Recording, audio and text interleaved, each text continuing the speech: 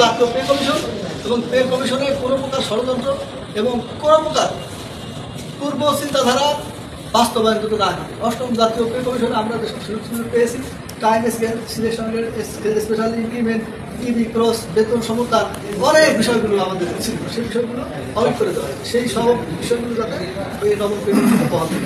এছাড়া 1:4 বেতন নির্ধারণ করতে হবে। এছাড়া আমাদের যে পেনশনের হার আগামী বছরের শুরুতেই নতুন পে স্কেল ঘোষণা ও অন্তর্বর্তী সরকারের মেয়াদেই বাস্তবায়নের আশ্বাস।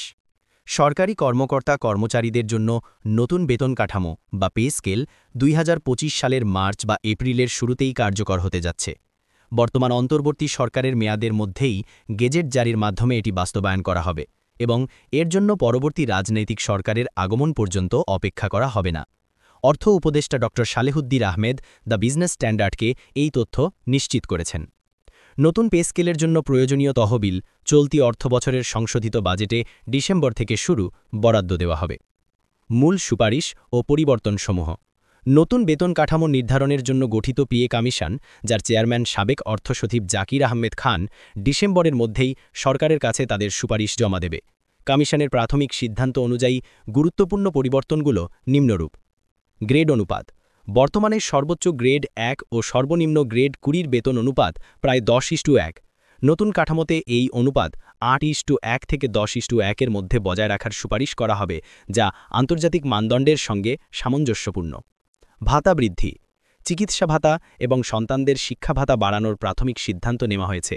বিশেষ করে অবসরোত্তর সময় চিকিৎসা ভাতায় বাড়তি সুবিধা রাখার পরিকল্পনা আছে। সিলেকশন গ্রেড ও টাইম স্কেল: 2015 সালে বাতিল হওয়া সিলেকশন গ্রেড ও টাইম স্কেল পুনরায় বাতিল রেখে পদোন্নতির প্রক্রিয়াকে আরও সহজ করার প্রস্তাব দেওয়া হবে। বিশেষ ভাতার সুপারিশ: তরুণ মেধাবীদের আকৃষ্ট করার জন্য বিশ্ববিদ্যালয়ের শিক্ষক, চিকিৎসক, প্রকৌশলী, বিজ্ঞানী ও গবেষকদের জন্য নতুন বেতন কাঠামোতে বিশেষ ভাতার সুপারিশ করা হবে। এই প্রণোদনামূলক ভাতা অন্য সামরিক বা বেসামরিক কর্মকর্তা কর্মচারীদের জন্য প্রযোজ্য হবে না।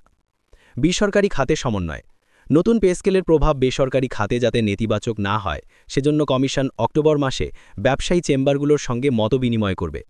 পোশাক শিল্পসহ 45টি খাতের ন্যূনতম মজুরি জাতীয় বেতন কাঠামোর বৃদ্ধির সঙ্গে সামঞ্জস্যপূর্ণভাবে সমন্বয় করার সুপারিশ করা হবে। বর্তমানে জাতীয় বেতন কাঠামোর আওতায় প্রায় 14 লাখ সরকারি কর্মকর্তা কর্মচারী বেতন ভাতা পান। এই নতুন বেতন কাঠামো সরকারি কাজে দক্ষতা ও মেধাবীদের ধরে রাখতে সহায়ক হবে বলে আশা করা হচ্ছে।